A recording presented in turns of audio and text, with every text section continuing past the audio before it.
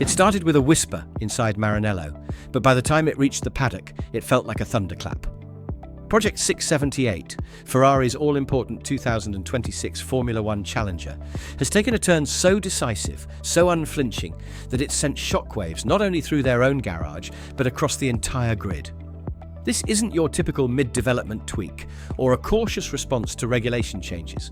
This is a wholesale commitment to a design philosophy that, according to multiple sources inside Italy, bypasses significant parts of Lewis Hamilton's vision for the car.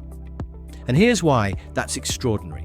Ferrari brought Hamilton in not just to drive, but to help re-engineer their entire competitive DNA in the face of the most radical rules reset the sport has seen since the hybrid era began in 2014. Yet the latest developments suggest that when the big decisions were locked in, Hamilton's blueprint was pushed to the side. For a driver who left Mercedes, a dynasty he helped build, precisely because he wanted to shape a new legacy in red, that's not a minor detail.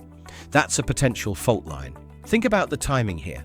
We're 14 months away from the debut of a brand new generation of Formula One machinery, where every aerodynamic curve, every millimetre of chassis geometry, every nuance in power unit mapping will be dictated by interpretations of regulations that no one has raced under before. The teams who get it right will have a head start that could last half a decade. The ones who get it wrong will be clawing at the midfield for years. Hamilton knows this better than anyone. That's why he's been meticulous, spending hours in simulated debriefs, delivering in-depth reports on braking stability, tyre load transitions, and the integration of power unit torque with aero balance. These aren't vanity notes.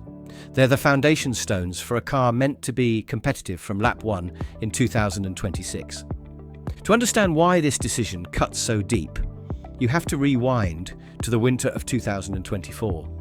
The paddock was stunned when Lewis Hamilton, after more than a decade at Mercedes, announced he was leaving the comfort of the Silver Arrows for Ferrari. This wasn't a move for money. He'd turned down a secure extension at Brackley. No, this was a calculated legacy-defining gamble, Hamilton wanted to be more than just another world-class driver in red. He wanted to be the architect of Ferrari's rebirth, the man who would end a championship drought that had stretched all the way back to 2008. And 2026 was always the target. That's when the sport will undergo the most sweeping regulation change in over a decade.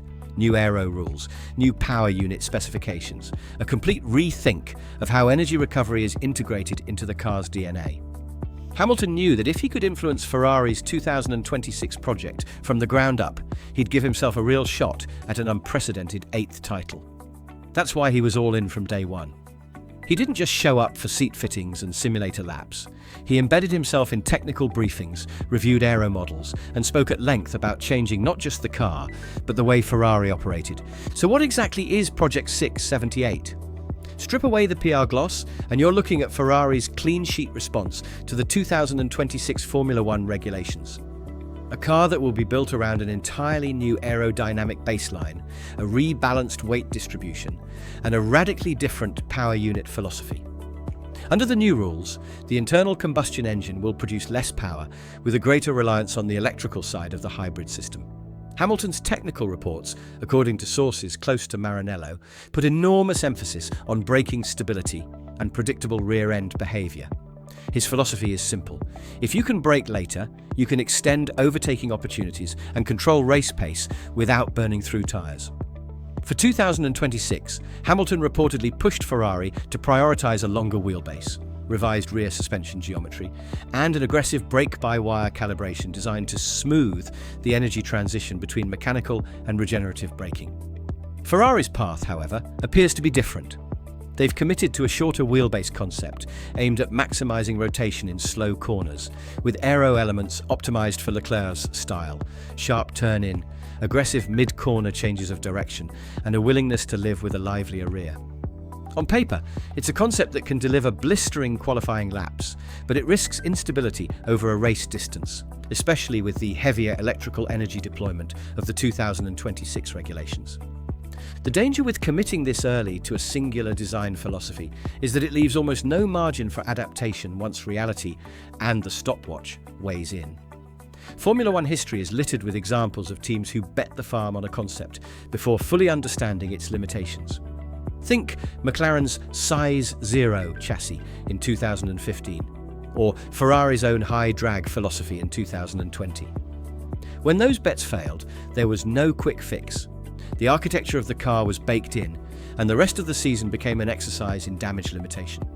For 2026, the stakes are even higher because the regulations will reset every competitive benchmark at once. For Hamilton, this is about far more than the technical merits of wheelbase length or aero balance.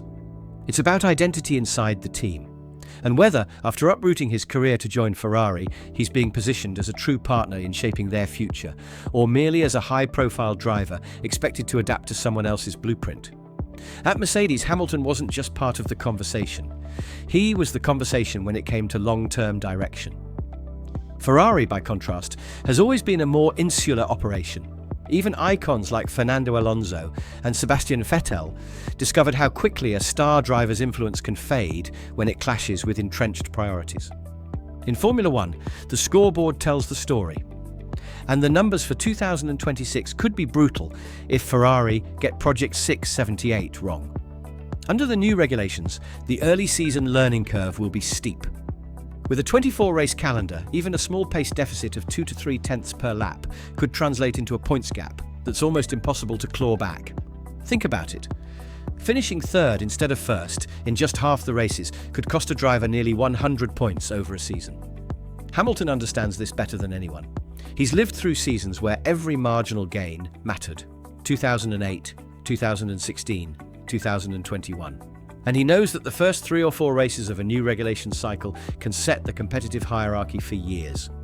While Ferrari wrestle internally over Project 678's direction, their rivals are moving with calculated precision. Red Bull, for instance, are approaching 2026 with the advantage of having their own power unit project in-house for the first time in the hybrid era. Word from Milton Keynes is that their concept leans heavily on aero efficiency, extracting maximum downforce with minimal drag to offset the reduced internal combustion power. Mercedes, meanwhile, have taken the opposite approach, doubling down on stability and predictability. And then there's McLaren. Andrea Stella's leadership has transformed them from midfield regulars into genuine frontrunners, and their early work on the 2026 project is rumoured to focus on maximising tyre management under the new energy deployment rules. The truth is, the 2026 car won't just decide the next championship. It could redefine Ferrari's competitive identity for the next decade. If Project 678 delivers from the first race, Ferrari will have proven that their internal decision-making structure, their aerodynamic instincts, and their engineering culture are capable of thriving under the most disruptive regulation change in a generation. But the flip side is far more dangerous. If Project 678 fails to deliver, it won't just be another missed opportunity. It will be the moment Ferrari are forced to confront whether their cultural reluctance to hand real control to star drivers is holding them back. So here we are, with a year still to go before the lights go out on the 2026 season, and already the battle lines are drawn. Ferrari have chosen conviction over compromise, doubling down on a philosophy they believe will deliver under the new rules, even if that means sidelining some of the most detailed and hard-earned technical input Lewis Hamilton has ever brought to a team. For Hamilton, the next 9 months will be about more than just driving the SF25 and eking out results in the current championship. This is the audition period for Project 678. Every simulator session, every debrief, every piece of correlation data will be a subtle negotiation. And here's the thing, the early laps of testing won't just be about lap times. Watch Hamilton's body language in the garage. Listen to the tone of his radio messages. If there's confidence, if there's that familiar steel in his voice, Ferrari might just have found a way to blend their philosophy with his expertise. But if the frustration we've seen in 2025 carries over, the storm clouds will gather fast. And in the new cost cap era, there's no magic upgrade package coming to save the day mid-season. This is why Project 678 is more than just another Ferrari car. It's a litmus test for whether the Scuderia have truly learned from a decade and a half of near misses and false dawns, or whether they remain trapped in a cycle of protecting tradition at the expense of progress. For Hamilton, it's a high-wire act. One last chance to shape his legacy on his own terms, knowing that if it works, It could be the most powerful chapter of his career, and if it fails, it could be the quiet fade out no champion wants.